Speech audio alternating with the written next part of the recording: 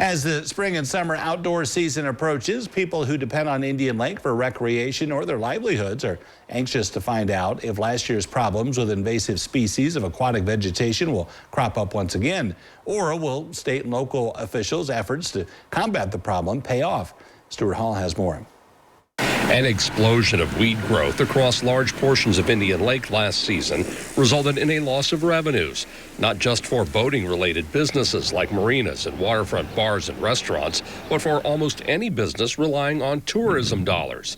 This year, the ODNR and local leaders plan to use multiple methods to stay ahead of the problem. We're going to continue to dredge. We're going to continue to apply herbicides and weed harvest as well. So it's really a full court press trying to combat this issue that's impacted many of the Indian Lake residents.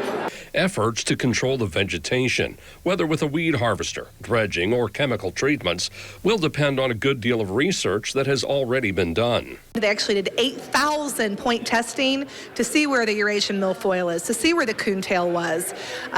You need to see what species you're dealing with before you just go crazy dumping chemicals in our lake. So the proper things were done, and we are well on our way, and it's going to be a continuous improvement over the next 3 years, but continuous improvement is much better than it was.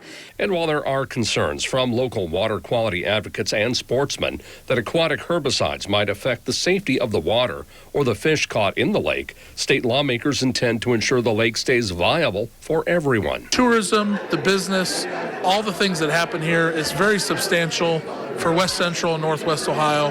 And we have a lot of people that have invested their own money over here, whether it's their own homes, boating, camping.